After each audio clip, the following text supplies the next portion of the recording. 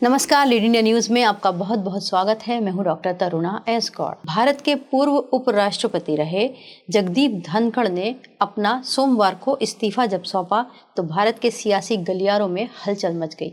इस पर कई तरीके के कयास लगाए जाने लगे कि आखिर अचानक से मॉनसून सत्र के पहले दिन 21 जुलाई को भारत के उपराष्ट्रपति ने इस्तीफा क्यों दिया।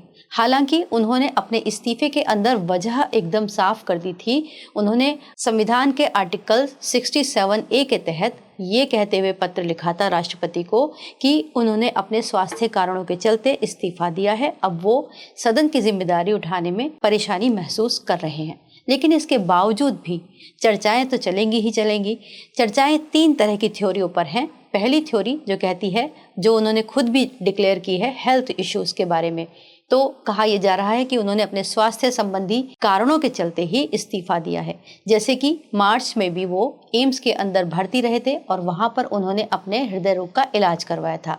इसके अलावा जब वो नैनीताल में एक कार्यक्रम के दौरान गए हुए थे तब भी वहां उनकी तबीयत खराब हुई थी। इसके बाद जो दूसरी थ्योरी चल रही है, सबसे ज्यादा वो चल रही है कि सैद्धांतिक असहमति। जिस तरीके का माहौल पिछले दिनों संसद के अंदर रहा, जहां पर विपक्ष की गैर मौजूदगी में बहुत सारे बिल पास हो गए, तो ऐसे में ये लग रहा था कि इस टकराव से वो कहीं ना कहीं असहज महसूस कर रहे थे।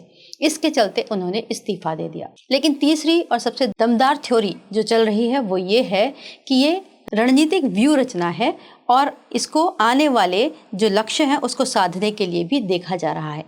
चर्चा ये है कि अगला जो उपराष्ट्रपति का नाम हो सकता है वो इसके लिए इम्पोर्टेंट कड़ी हो सकता है, जो आने वाले चुनावों में कई तरीके से साधा जाएगा। जैसे कि चर्चा में बिहार के 2 मुख्य नाम चल रहे हैं। तो बिहार से जो नामों की चर्चा हो रही है उसमें पहला प्रमुख नाम है वो है बिहार के राज्यपाल आरिफ मोहम्मद खान।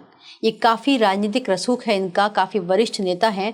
इसके अलावा ये अल्पसंख्यक समुदाय से आते हैं और बिहार में होने वाले चुनावों को देखते हुए शायद ये नाम काफ़ी मुफीद है।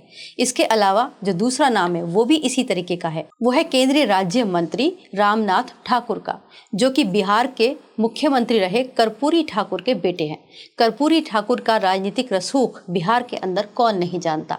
इसके अलावा वो पिछड़ी जाति से भी आते हैं। तो इस अंदाज से अगर हम देखें तो ये रणनीतिक और राजनीतिक व्यू ज़्यादा दिखाई देता है और हो सकता है कि ये तीनों वजह सही हो या गलत हो, लेकिन फिलहाल भारत के उपराष्ट्रपति जगदीप धनखड़ ने इस्तीफा दे दिया है। प्रश्न खड़ा हो गया है कि अब आगे क्या होगा।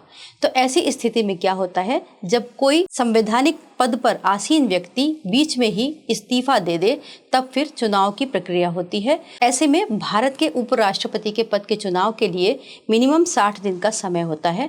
60 दिन के अंदर अंदर ये व्यवस्था कर दी जाएगी और राज्यसभा और लोकसभा दोनों के सांसद मिलकर गुप्त मतदान के जरिए अगले नाम को चुनेंगे और फिर भारत को नए उपराष्ट्रपति मिल जाएंगे। वीडियो को लाइक करें, हमारे चैनल को सब्सक्राइब करें। हमारे वीडियो सबसे पहले देखने के लिए बेल आइकन प्रेस करना ना भूलें।